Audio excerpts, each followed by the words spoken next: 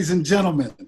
Victor Brooks here, and welcome back to the Victor Brooks Show Facebook Live quarantine series. And you see me peeping down to my left, no matter what, see what the camera's looking like, left or right, because I always have to remember to start my watch party, you know? And that's what I ask y'all to do too. You know, those of you who are loading in on the actual Victor Brooks Show page, thank you. And I've just pressed start. And so I guess my watch party is going on now. But thank you again, y'all. You know, it's always an honor. It's always a pleasure that you take your time every Saturday and Sunday to come and join us over here on the Victor Brooks Show, Facebook Live quarantine series. Where all we're trying to do is bring some positivity, especially during these crazy times, y'all. You know, it's hitting all of us for real. You know, we're dealing with the two viruses is what I call it. We're dealing with that virus of Corona. Kind of put everybody's life on pause, you know, it did. Kind of put us in a situation where, you know, even if some things we weren't trying to think about or some things we should have been doing that we didn't do, oh yeah, we got time for it now. You know, some people call it introspective or whatever, but coronavirus is serious, you know, wear your mask, y'all. You know, let's make this thing, deal with it as best we can to get it over with, you know. We think about our loved ones, we think about everybody. And I always want to give a special shout out to our emergency workers, our first responders, you know, those doctors and nurses and hospital staff that's putting their life on the line for everybody that's, you know, dealing with it directly through their health conditions. And I also want to give my condolences to the family members who have lost their family members, you know, and close friends who have been personally dealt with this. My prayers for you, you know. It takes all of us, y'all. We got to support each other, you know, and we're going to get through this. You know, we are. You don't let that just do this, y'all, because if we kind of diminish the importance of the positivity of knowing we're going to get through it, hey, it beat us, you dig? That second virus that we're dealing with is called racism. You know, generationally, we've all been, especially here in the US of A. My big props to all of the protests that are still going on out here. You know, don't get it twisted. Just because it's not on the news right now, the protests are still happening. And they're still making their voice known, you know. Much respect to our young people, you know. I tell myself, and even the generation of mine and even older, you know, we got to keep that gate open, y'all. Our young people have something to say. Our young people have angers that they want to voice. Our young people are trying to figure it out just like we did. And you know, I always say I can't judge nobody on their journey. All I can be is this brother at 55 years old that's ready to keep the gate open for our next generation to say, come on and talk. We can learn something from each other because that's what it's all about. And our young artists out there, young and older artists, keep writing those songs, y'all. You know, Gil Scott-Heron did it all the way back. Nina Simone. Music and art has been a protest and a way for us to voice what it is that we want to say to ourselves and to the world. Keep writing the songs like Nikki Giovanni, even keep writing the poetry, you know? Make the dance moves, do the choreography, tell your story. Make your voice heard, artists. Thank you for all of the artistic expressions that you've given to us today. Once again, we want to give mad respect to the one and only Mr. John Lewis, who passed yesterday, a warrior, you know, talking about protest and making your voice heard, dedicating your life to making a change. That was one of the brothers that actually did it to the day that he left us. And what he left us was a lineage, y'all. He left us with that hope, you know. He left us with that message of keep on keeping on. And that's what we got to do. Much love and respect. And what's happening again, Positivity Posse? All around the world. I see our people from Italy are clicking in here. Brazil, muito obrigado, Brasil. Muito obrigado, minha família brasileira, por seu tempo hoje aqui. Muito obrigado. And even here at home, I see St. Louis is showing up, you know, LA. Thank y'all. You know, Positivity Posse is becoming a family. And that's what it's all about, y'all. Thanks again to all of our guests who joined us over the time. You know, we've had some incredible stories, y'all. And I have so much respect for each and every person that takes their time to come on and talk about their journey, you know, to give us their point of view of positivity of life, even through the ups and downs, you know, even through the times that artist or that person that we may know, or some people that we were just introduced to. You know, we say sometimes it's not the toys, it's the noise. It's what it is that we have to say that makes that difference. And I just have so much respect for the people that take their time to come on and talk to us, y'all. Today, you know, and like we've heard, with no further ado, today, my heart is full, y'all, because this lady has taken, another person has taken their time and to join us today out of her schedule. To talk with us about her journey, you know, her outlook. And I have some of the utmost respect for this lady's journey, not only as an incredible artist, y'all, but Miki Howard's journey of her life, I have so much respect for. She has been an inspiration not only to myself, but so many others. And one of the ingredients is her realness, y'all. You ain't gonna get no more real than Sister Miki Howard. It's in her expression of her delivery of artistry. It's in the way that she just talks to people. You dig? That is respect. And that even gives me that much more of a thank you to Miss Miki Howard for taking her time today to talk with us, our Positivity Posse. And you know I always start, y'all. I always start because to me it's a show of respect. I always want to read something out about each person that comes on. Born 1962 in Chicago, Illinois, Alicia Michelle Miki Howard is the daughter of two well-known gospel singers. Her father, Clay Graham, sang with the legendary Pilgrim Jubilees, and her mother, Josephine Howard, was a member of the groundbreaking gospel group, the Caravans, a group that would eventually be inducted into the Rock and Roll Hall of Fame. Come on now, we grew up on them Caravans and Jubilees. During her childhood in Chicago and Detroit, Miki Howard was personally surrounded by some of the most treasured singers, writers, and performers in music history.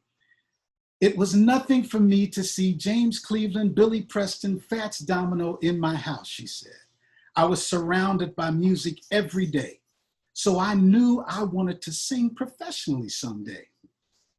Among some of Howard's earliest influence were other family friends. Dinah Washington, Aretha Franklin, come on now. Howard also counts Nina Simone, Shirley Bassey, Lena Horne, and Judy Garland among some of her favorite vocalists. At 15 years old, Miki Howard received her first break when she met Augie Johnson, leader of Side Effect. Augie happened to be in the audience when Miki was performing at a local teen beauty pageant in LA. Impressed with Miki's singing talent, Augie then introduced Miki to jazz icon Wayne Henderson, who signed her to a production contract. Miki Howard eventually joined the lineup of R&B group Side Effect in 1978 and spent the next couple of years not only singing with Side Effect, but also performing vocally as a studio singer for jazz greats Stanley Turrentine, Wayne Henderson, Roy Ayers, Grover Washington Jr., and Earth, Wind & Fire's Philip Bailey.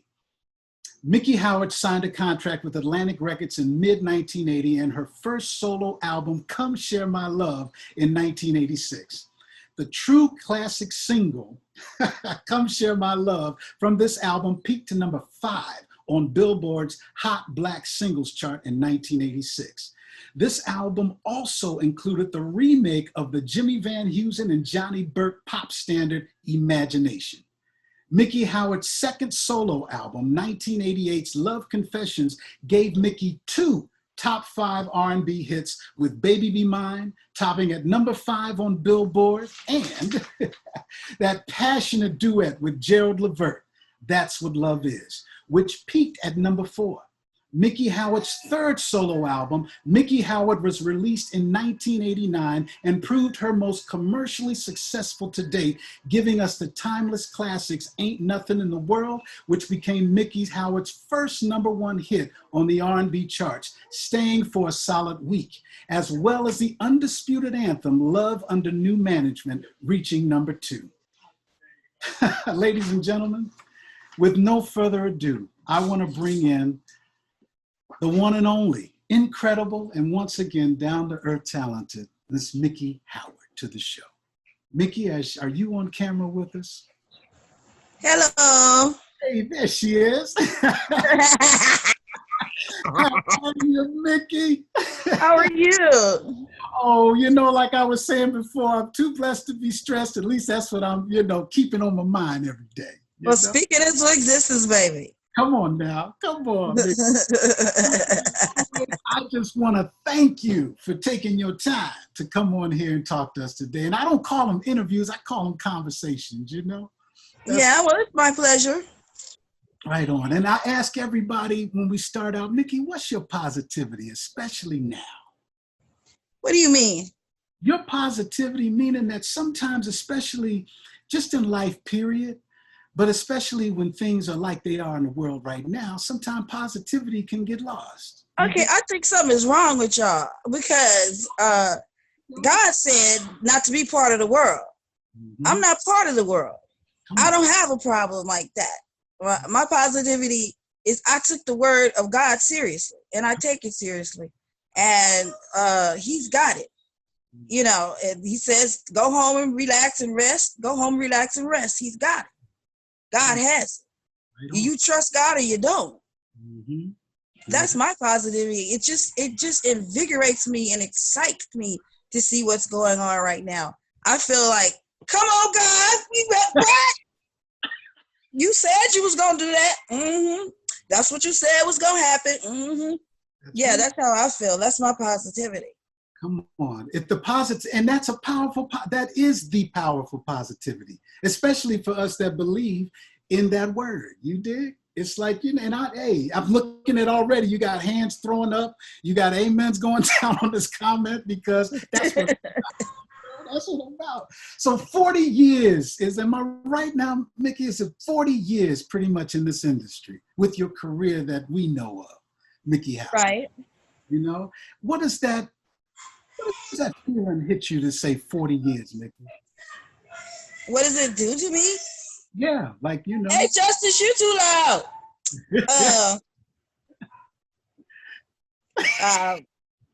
I just feel it doesn't seem like it's been that long. It seems like yesterday. It seems, it feels like, oh.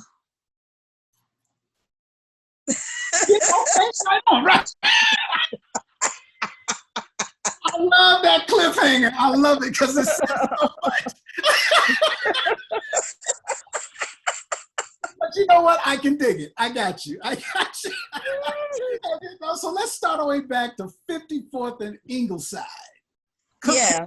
Hospital. That's where you were born. Chi-Town original, right? Yes, I am. That's right. That's right. And growing up in Chicago, I remember I'm from Memphis, Tennessee. So I'm from Chicago by way of Memphis. Really? Yeah, my grandma lived on Laurel Street. We lived on Josephine Street. My aunt still lives on Josephine Street. Right on. So coming from Memphis, going to Chicago every summer, it was like, because our family was there in Chicago. And plus my uncle had a church in Chi-Town. So I used to go sing at his tent meetings growing up. And he had a tent at 39th and Cottage Grove right there at Ida Wells. Oh, wow. Big lot right there, across from Ida Wells. And we used to put the tent up every summer. It was hot out there.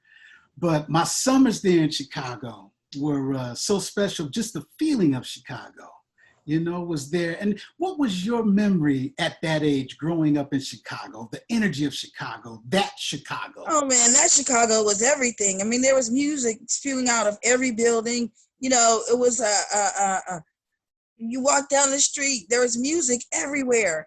The taverns was blasting music on your way home from school. They had record shops everywhere. There were shoe shine stations. My great-grandfather actually used to take me with him, to get his shoes shine. Everybody dressed up. We had so much pride in being Black. It was definitely segregated even then. I got you. Got a message popped on it. It was segregated even then. You know what I mean? but it was like more separate but equal, you know, not separate and crazy. Gotcha. And it was something about that Chi-Town energy that even to this day, I remember the Chicago Inn was a different, it was a different energy. Like, man, I still go. I mean, I stay in Chicago every winter. People think I'm crazy, but I love the snow. I love the cold. I like when it's so cold. It feels like it's cutting your face, and you get outside and you go against the wind and you go, hey, and I love it. There's no better feeling to me. I'm like, and when it snows, oh my God, it's like little kisses from heaven. Come on now. Folk think I'm crazy when I say pretty much the same thing. That hawk, you know how to deal with it. You know what to do. You respect it. But I love it. I love it. And growing up at home, Miss Mickey, now we just mentioned that Dad being part of the legendary Jubilees, Mom being part of the Caravans. I mean, come on. How many of us who grew up with those two premier groups in our homes, in our churches, the music, the sound, the feeling, but you had it literally in your home.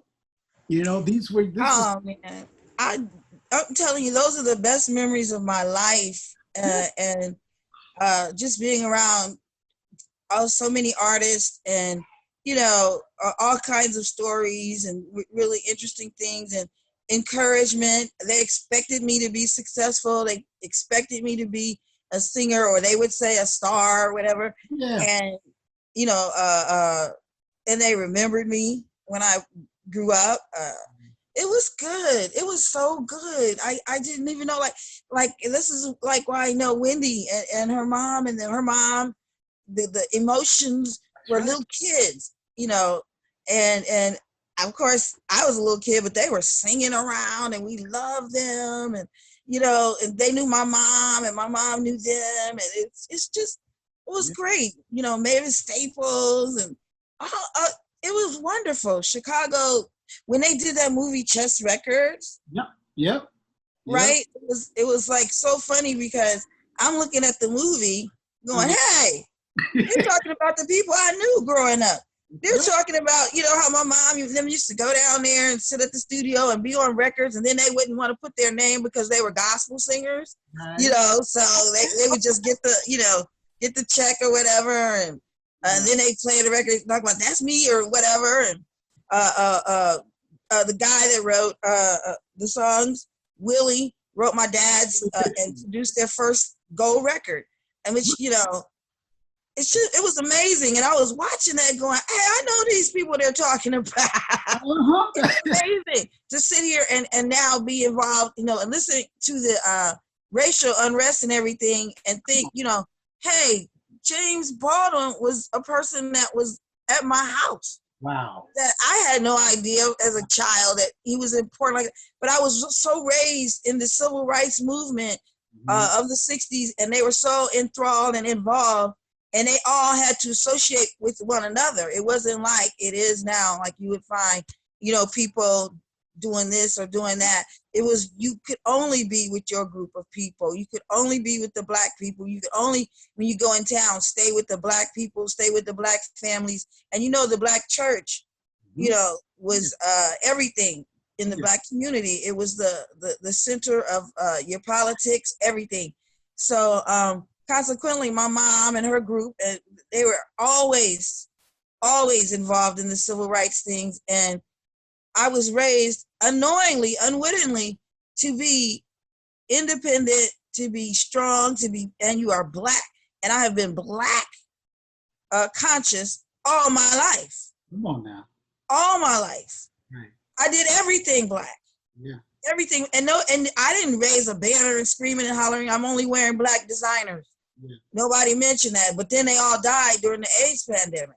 Come on now. Okay. Nobody mentioned that I worked with all women. Mm-hmm.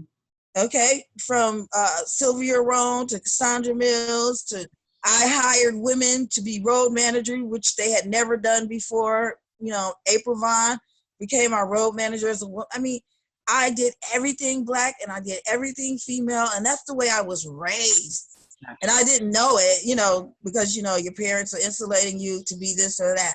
But also with a strong moral conscience that wouldn't allow me to do certain things in show business, that people are now coming like, oh, wow, they're doing this, they're doing that. Well, they've been doing that. Mm-hmm. Mm-hmm. Mickey, break that down. What do you mean a strong moral consciousness not being able to do within the industry? That's powerful. Well, the sexual favors and stuff like that. My mom used to always, because she said, what do you want to be? And I go, I want to be a star. And she said, star spelled backwards is rats. These people are not what you think they are. She would say, you're going to make it up. Everybody that you step on going up, you're going to fall on them coming down. She says, everything that goes up must come down. She said, but it's about where you land. And, she would tell me, and the Bible, which I feel is cliff notes of God's word. Come on. But she would, we'd read the Bible, and scripture would stay in my heart and in my conscience that you don't do this, you don't do that. Now, I had fun on my own terms of what I wanted to do, but she would say there's a casting couch, and that's to put it mildly. That's right. That's right. And you don't have to do anything to don't be on the casting couch and things like that. And certainly I ran into all those things. And the moral conscience, the moral compass that was placed in me as a child, it was there as an adult and would not allow certain things. That's right. That's right. Mickey, see, that's what I'm saying, Mickey. One thing out of many things that just not myself, but others respect about you and your journey is your realness, and the advice from your personal journey that you give and that you're very open with. Where does that come from? Is that just natural? You mentioned your mom and how she gave you advice and was there to help, at a younger age of the molding and advice that she gave you, which is so important, what you just gave to us. But, what was that? Growing up in that environment of those music legends, when it came to the industry itself, and all of the powerful women musically that we mentioned, Diana Washington, Aretha Franklin, Wanda, all these women that took a lot of time with me. That's what. And even when I was an adult going through some things, you know what I'm saying? Aretha Franklin took a lot of time with me. Mavis Staples took time with me. They helped me. And also, what I think you were getting at was how did those things influence or help me? Like I said, that's it. When I was an adult and I was going through, the oh my God, I don't know what you call it, the pits or the pitfalls or come on now. The stuff of life that gets you in this business. They were there to catch me, and they were there to let me know you are not in a race. You're not, success and all that stuff is great. It's nice, but your success is not in your material gain. Your success is in your athletic statement. And your success is in your legacy. Your success is in the eyes of God. Your success is in your personal happiness. Come on now. And those are the things that I learned. And people say, all the time, you're the most underrated singer. You should be. I'm like, no, I shouldn't. I should be exactly where I'm at. Happy. Come on. I got grandkids. My issues are stuff like, when am I going to see my grandson? There you go. It's not about certain other things. Like we see Tamar trying to kill herself, and it just broke my heart. I'm not even far from where she was saying. I feel like if I could have talked to you on a real level, you know what I'm saying, where you would know that none of this is worth dying over. If you want to die, just keep living. You're going to die. Come on now. So none of this is worth dying over, because in 3 days, everybody going to forget you. Everybody you killed yourself about.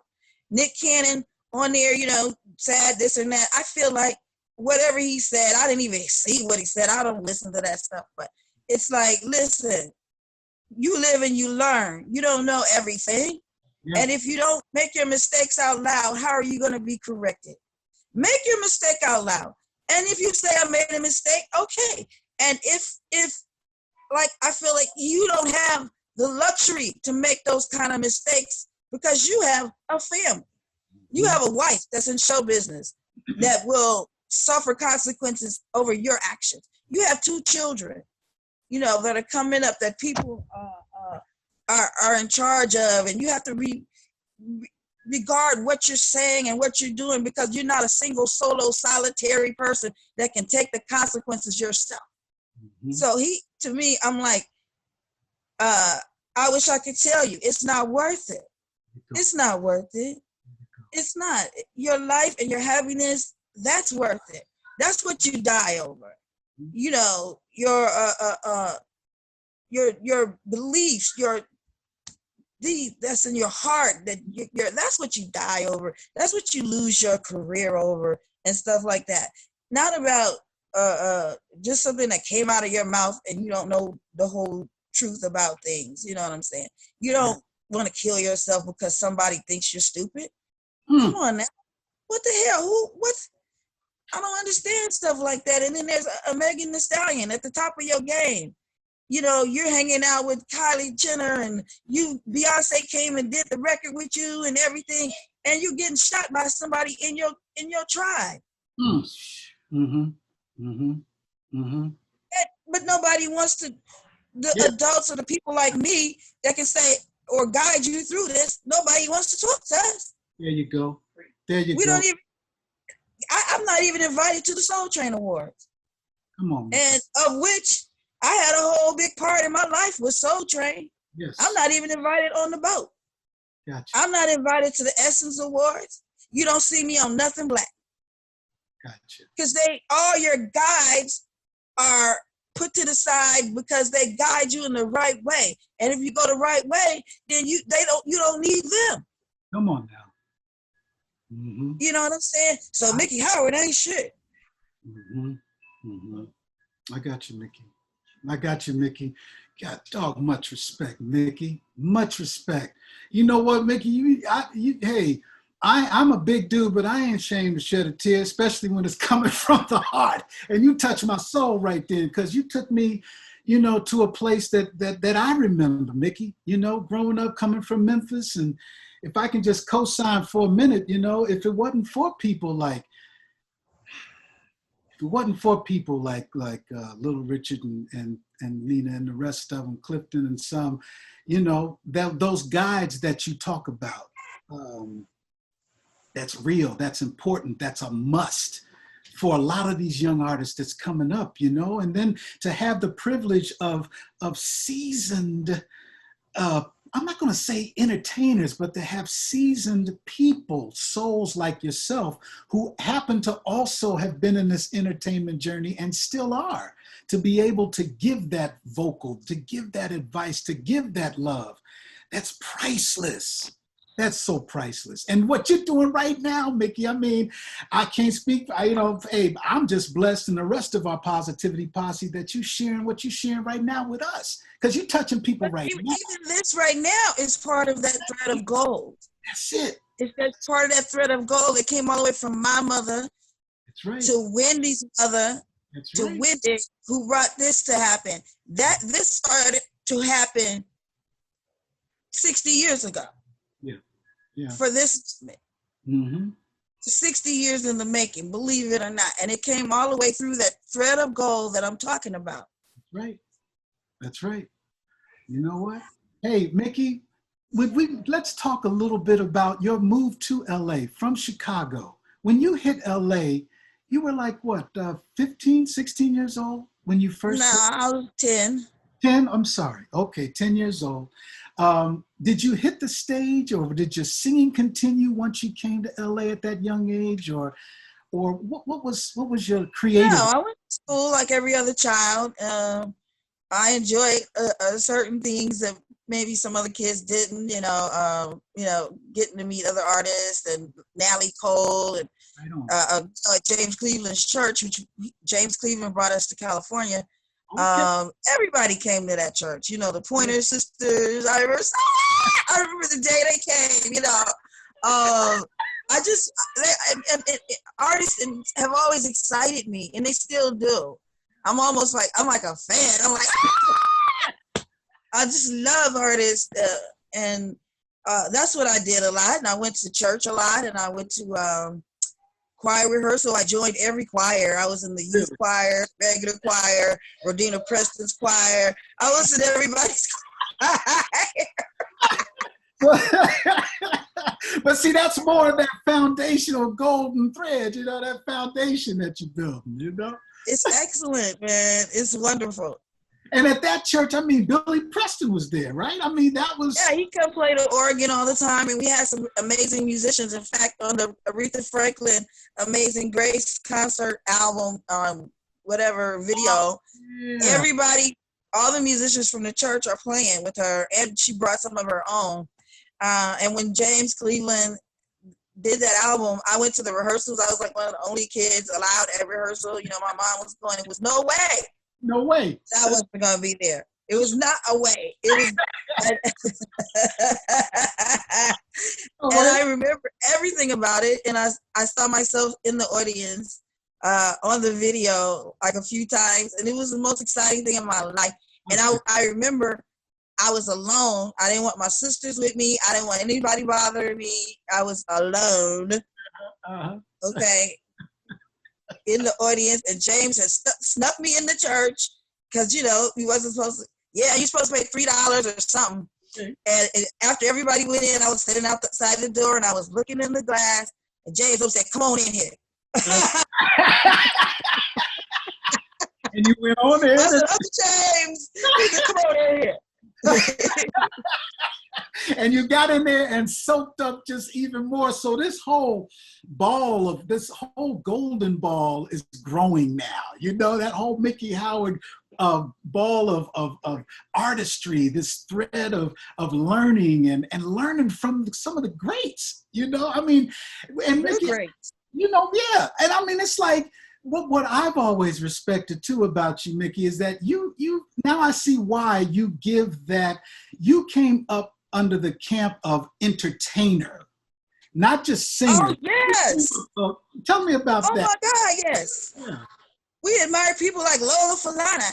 And I remember my mom was friends with Sammy Davis Jr.'s cook, okay? And her name was Margaret German. And she went to the church and everything. And Margaret would take me to Sammy Davis Jr.'s house, okay, to go swimming and all this stuff. And when they weren't looking, I would always run up to his room. I'd be in his closet looking at all his stuff. You had to. Right. Yeah, and then, and his wife, Alcevise, never forgot me. And when Come Share My Love and all that was out, we were going to the same hairstylist who was James Gibson at 1092 in Los Angeles. And Alcevise said, "Michelle." I said, "Oh my God!"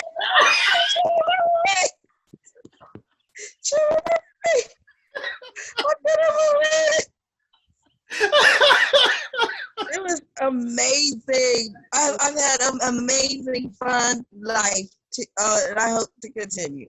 There you go. Because, I mean, back in the day, and even now, I mean, it was like we hear the term triple threat, you know, double threat, whatever, singer, dancer, actor, you know, it was all a part of that offer that artist knew. Or well, yeah, you had to do everything. And when I came to LA and everything, and I started to get into real, you know, show business as a professional, I was 16 years old, and Augie Johnson, who was came from, you know, a real professional, the Doodletown Pipers, the Bob Mitchell's Boys Choir.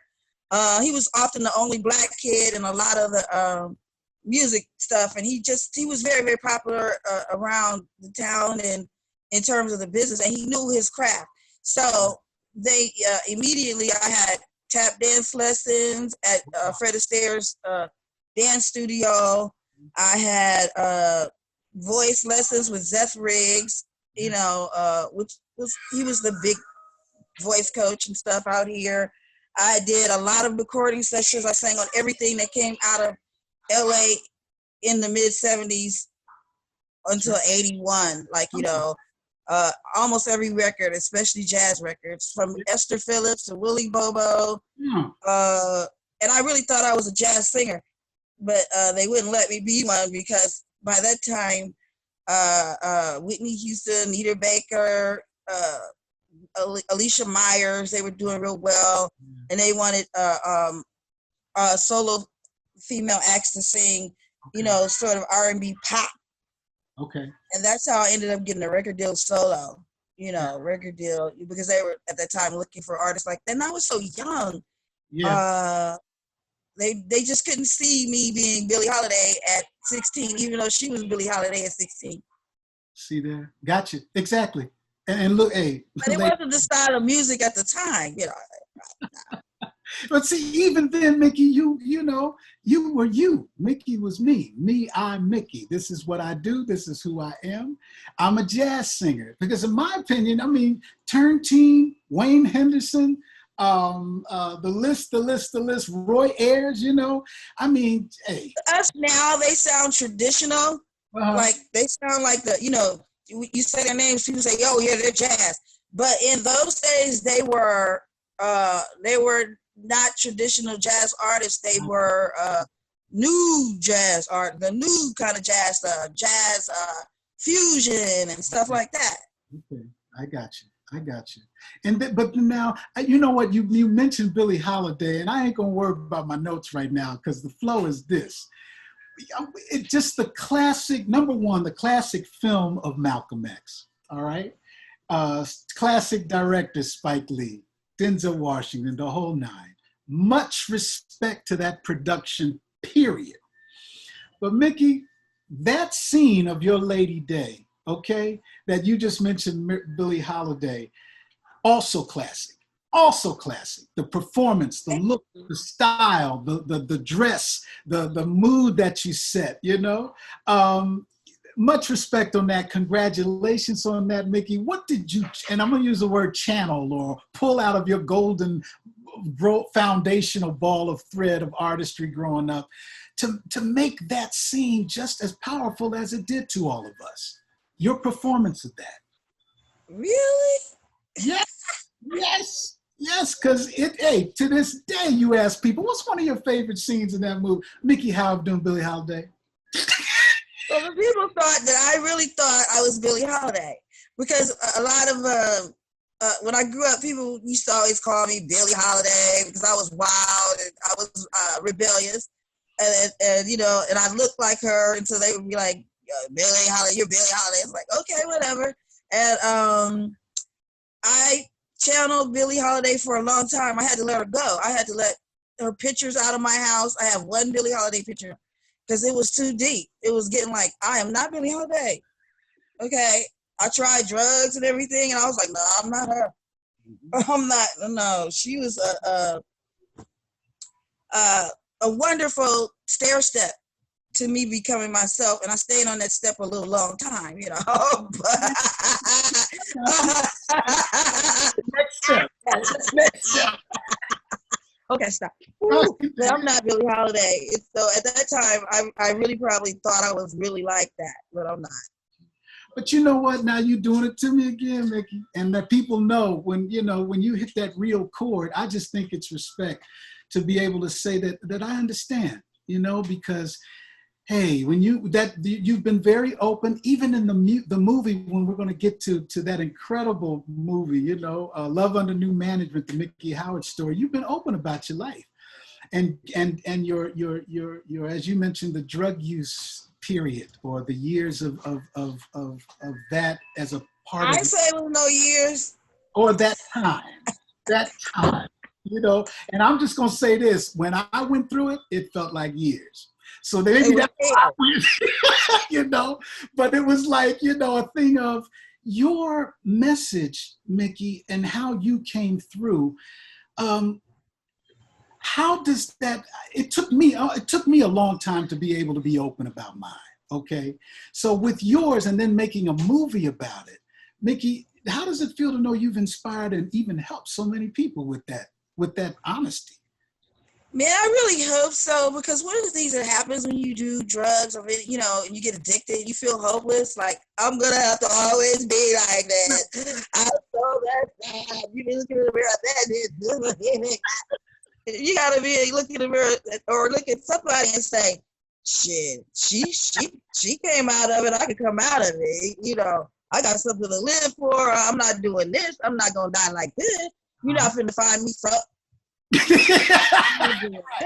I can dig it. I got If I know that she did it, I can do it too. I don't have to be, and it's not something that you should put a life sentence on yourself about. I mean, you feel guilty enough about things or whatever. When you add drug abuse and stuff, you feel guilty every day. You spending all your money all the time. Then you ain't got no money, can't get no drugs. Then you doing stupid stuff. Who got time for that? You don't have to do that. You take a week. It may take a month, whatever. Get it out your system. I'm talking about, detox, whatever. Get some proper counseling. I went to a mental health facility. A lot of people just go to rehab, and I was like, look, I didn't start out doing cocaine or whatever the hell, and I'm not finishing like that. That's not what I want to do. So what's the problem with me? Why am I doing this? There you go. And I've been like, I need y'all to tell me, and how do we fix it? And I was serious about it. And when you get that way about it, you can get over anything. Come on now. Come on. It's not any worse. Anybody that's out there doing it, it's not any worse than getting over a bad relationship. Like you're in a bad relationship and you finally get over it. You go, ooh, I don't ever want to see that man. I don't ever want to see that woman. I don't ever want to deal with that again. It's like that. So if you're going through it, and you're afraid of the withdrawal, afraid of whatever, it's going to hurt. Just like it does hurt when a boyfriend says, I want her and not you, or I want him and not you, or whatever. It's going to hurt, but you can get over it. You can get over it and have a great life, honey, but not if you're going to continue doing the nonsense. That's right. That's right. Like you said, one of the most important parts is getting over that shame feeling, that I'm out of it feeling. You dig? Come on now, back in the game, doing things. And so just on another footnote though, Mickey, when you brought out the whole thing about, a bad relationship, you had your troubles with that. You went through your period of that. The lessons that not only did what lessons did you feel that you learned through that, Mickey? That's what I'd like to. I learned that I don't need them. I mean, it's always better if you have help. And Scripture even talks about, hey, he who finds a wife finds a great thing. But also, he who travels the road alone is great too.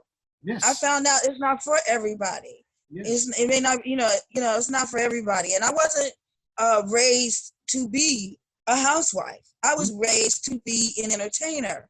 Right. I was raised to be a point of reference to God. Yes. I wasn't raised to be a wife. And I'm not that material. Gotcha. And I mean, from there, we look at, and with the journey and the movie, please let us know how the whole concept of the movie even began. What made you say, okay, let's do this. Let's make this movie. I had moved to New Jersey, Newark, and I had, I was finally empty nester totally, and I'm like, I'm gonna move, got me a big old cute loft, and I'm like, I'm done, whatever show business, who cares, I'm gonna do this, I'm gonna do that, teach at the school, and this and that. And one of the kids' friends called and said, their parents wanted to talk to me, and they worked at TV One and all this, and they wanted to do a movie. And at the time, I was like, who cares? Do a movie, whatever.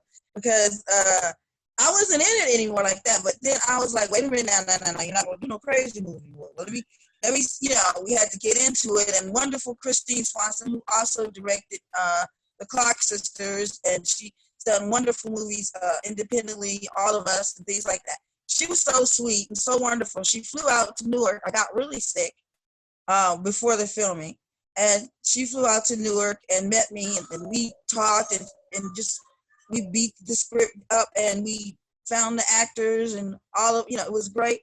Mm-hmm. And trying to tell a good story that's encouraging, while still describing your horrific fall from grace in front of everybody, especially your kids. I was like, oh my God, it's the worst. Yeah. But you must tell the truth, because it doesn't help anybody if you don't.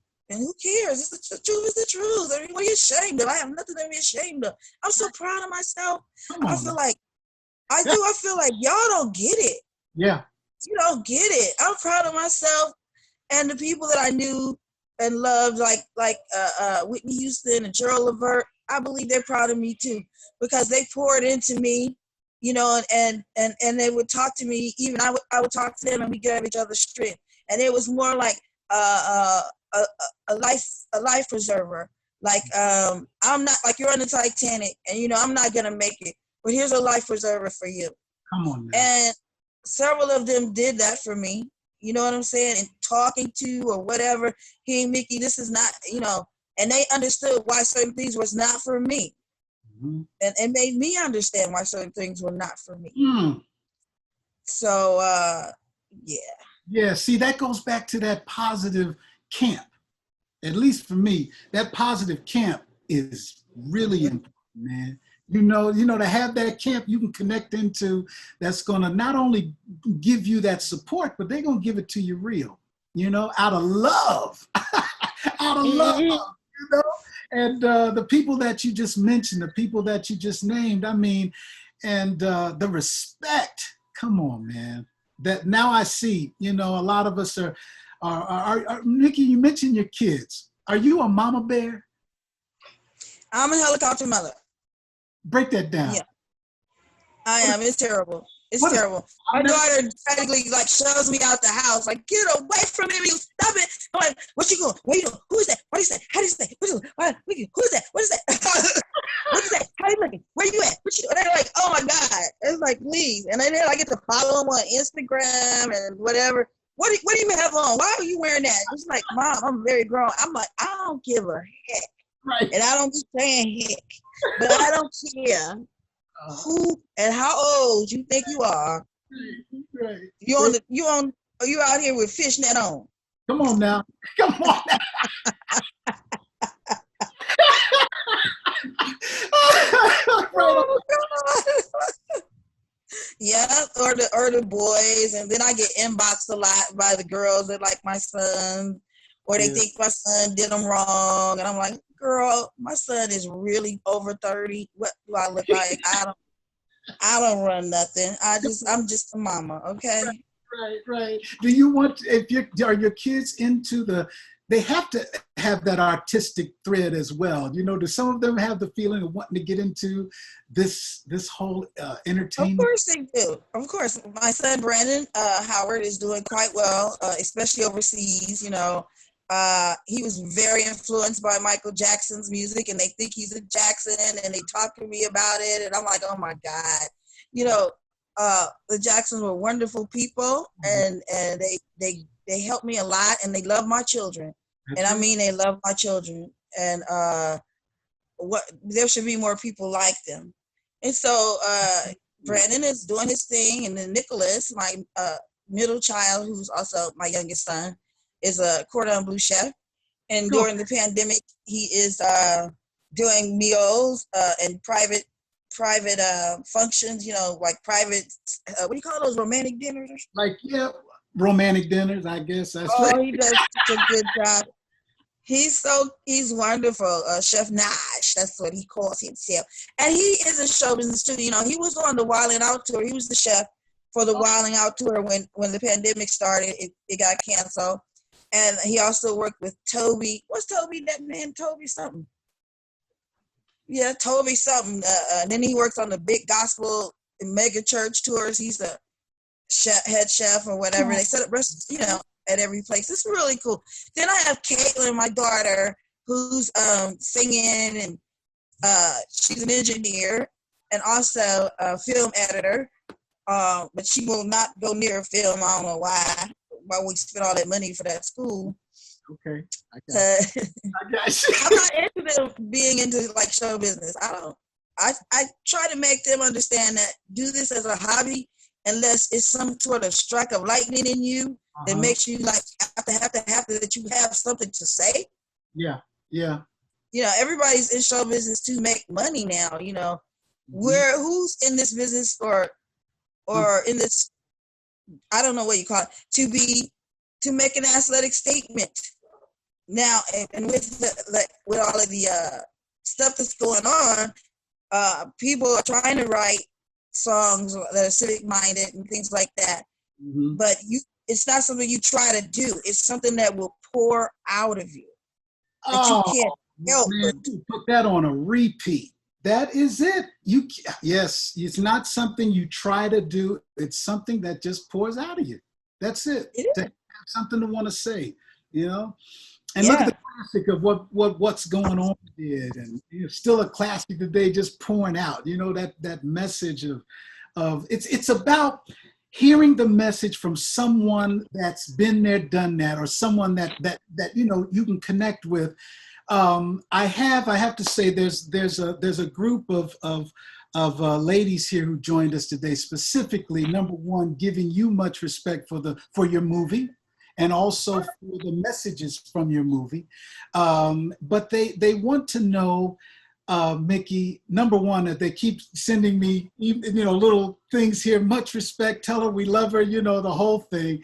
How much you've helped them, because they're ladies who came through abusive relationships, and they're ladies who are now telling their story to younger young ladies about their journey and what it is that they want to give them to help them, right? Is there something to that, Miss Mickey, that there comes a time in that the person who is who's being abused, where that denial sets in to say, oh, this isn't going to always be like this, or whatever the denial statements come in that make it last longer? Or can you give us your take on that? The denial of being in an abuse. Oh, honey, I am not a psychiatrist. Okay? No, I got you. Let me make my statement. I'm not a psychiatrist, so don't take what I say as clinically correct. Okay? Yes, but what I say is, first of all, if you're in a damaged relationship, it's because you're damaged to a certain extent, and it's not going to work. I don't care who it is. So get out of that relationship and fix yourself. Most time people stay because there's an economic issue there. Can't afford to live alone. I have these children. I can't afford to take care of them. If I leave, he's going to kill me. You're 70% more likely to be murdered leaving. So, and laziness, because you have to have a plan. And the fact that I don't want to leave my family. I don't want to leave this state. I don't want to shoot this man and kill him. Well, one of those are going to happen. Period. You're going to die. Or be crippled or maimed your whole life, and he's abusing you physically. There are other abuses going on that you don't even know about, okay, and outside your home or inside your home with your children or something, and things like that. It's not gonna stop. And women are afraid to leave because they don't want to leave that money. They don't want to leave that security. They don't want to get out there and have to hustle that hard. They don't believe in themselves. They think, this is a show of love. Oh, he's going to change. It only happens twice a year. Only when he drinks or she drinks, whatever it is for them. These are a million excuses not to fix yourself, not to get up and make a plan and stick to it and leave. You're not going to be able to leave all of a sudden. Then plan, then save, then take little jobs, then drive whatever you need to do. But now with the pandemic, it's been real crazy. Even I've heard people arguing near me in my home that I've never heard before. It's even worse now with the pandemic. But I still feel like if you're ready to go in the middle of the pandemic, then leave. You got to leave, and you got to make a plan. And he might come after you. He may come after your family and all this kind of stuff. You got to be willing to die or kill. Gotcha. Miss Mickey, once again, thank you for your wisdom. Thank you for your honesty. Thank you for giving us a time today of an introspect into your soul, and reaffirming to myself and so many others, Mickey, that of why we've respected you over these years, why we are still in the Mickey Howard corner, why we not just loved your vocals, not just loved your music and your artistry, Mickey, but proof positive, it happened to me twice in this conversation today where it hit me to the core of your realness, of your journey. And I thank you. I thank you for that. And so many others that we see right now that are giving their hand signs and their power fist of thanking you as well. You're a blessing, Miss Mickey. You're a blessing. You guys are a blessing. You're a blessing. It's a blessing. Every time I get to, communicate, it's so hard during the pandemic not to be able to hug or kiss people. I hug and kiss people all the time on the street. At my shows, I try to shake their hand because I try to give the energy that God has given me. When, you know, when I die, I want to have given all of the energy out, you know, so that it continues even after. To once people feel that spark of love, it don't go away, and they want to reach it, they want to feel it again. So they'll go to, you know, spread it to somebody else, trying to get it back, and that's what's up. That's what's up. And it's hard not to spread the energy. It's hard. So now I have to use my words, and, you know, like, come on, this and all of that, you know, which is like whatever. But it's as close as I can get to give the energy of God, of love, to keep it going. Do you understand? Because the enemy is trying to divide and conquer. And people keep saying the enemy is the white man and it's this. The enemy is anything that comes between you and love. God is love. Replace the word God with love and see what you get. It's simple as that. But it's powerful. Yeah. Only love can conquer hate. And the more you love, the smaller hate gets until you don't have it anymore. And that's what happens. If people don't want to. People want to say, oh, yeah, we tried this, we tried this. Let's find peaceful protest. Well, people want to go to the guns and now and shoot it if it's necessary. Mm-hmm. If it's necessary. Mm-hmm. Mm-hmm. Mm-hmm. But still with love, because hate cannot exist. With love. Right. Well, Miki Howard, we love you. Miki Howard, the Positivity Posse. We are thankful so much, all of them around the world who are lining up and have been here from the beginning of this broadcast. Like I said, we got Germany, we got France here, we got, of course, all our folk here in the U.S. And the Positivity Posse thanks you. And thank you for your time. Dankeschön. Right? Wanda just hit it and said, you got the best of her love, always. Oh, I used to want to sing like Wanda so bad. I knew every nuance. You don't even play with me. Don't play with me. I have no plans for tomorrow. Oh my God. I know every word, every nuance. Oh.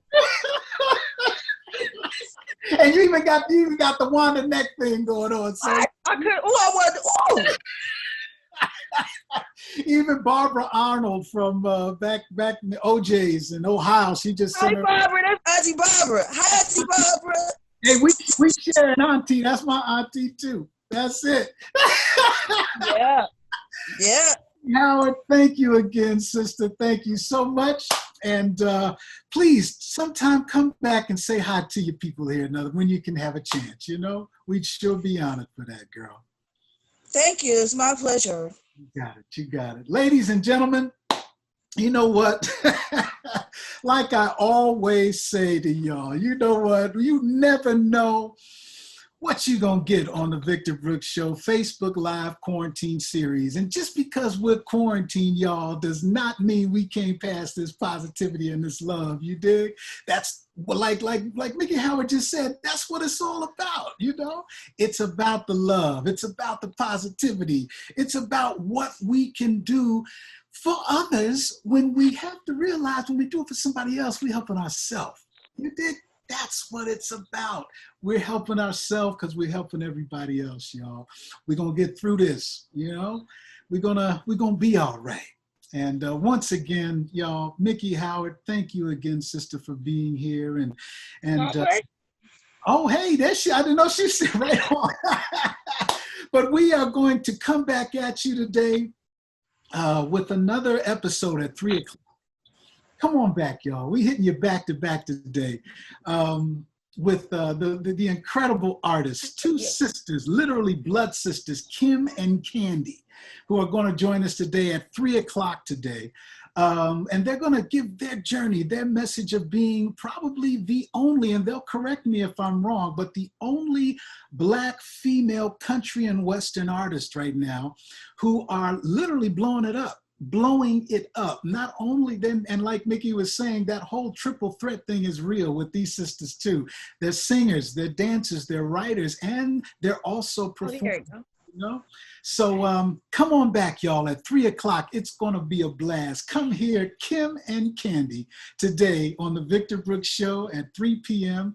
Facebook Live Quarantine Series. Don't forget to follow us on YouTube, y'all. If you missed the episodes here, go to YouTube. Go ahead and subscribe. You did. Go ahead and press the episodes that you like. We hope you like them all, but if you don't, pick the ones that you do like. We're trying to put our numbers up so we can throw that positivity out there too. Keep it going. Don't forget you can catch the audio podcast as well on all of the audio lineups, all the way, like iHeart and the rest of them, Google Podcasts and all that. It's a blessing to be able to say you can go on there and check those out too if you're just into the audio. I want to thank my co-producers, my brother Christopher Brooks, my sister Julie McKnight, and the incredible and talented Wendy Vaughn. All four of us are taking this journey together on this side of the computer now, we say, but we're taking this journey, and we're so thankful that you, Positivity Posse, around the world, take this journey with us as well every Saturday and Sunday at 1:00 for sure, but sometimes like today, we're gonna hit you at 3:00 as well. So, hey, oh, I forgot to mention, we just, many of you remember Dr. H. Gene Wright, who was with us for our first mental health episode. As you know, goes particularly deep with myself and my family. And he's going to come back next weekend. Actually, I think it's next Sunday. I'll look for the promos, but Dr. H. Gene Wright, because this month is Minority Mental Health Month. And come on, we can't wait for Dr. Gene to get back here and lay some of it on us, that education and that togetherness, that understanding that we can carry through, especially for those of us who are directly affected, Then we're also Saturday, we got a couple that we're going to bring to you. We haven't picked in the one or locked in the one, but it's going to be a blast, y'all. I love you. We'll see you next time on the Victor Brooks Show. And like I always say, y'all, come get some of this positivity on you. Take a bath in it. Take a shower in it, Go ahead and scuba dive in it. And if you want to, skinny dip in it. But just get this positivity on you. Drench yourself in it. And when you come up out, sprinkle it on everybody that you can. Because that's what we need, especially today. Much love and much respect. We'll see you next time on the Victor Brooks Show.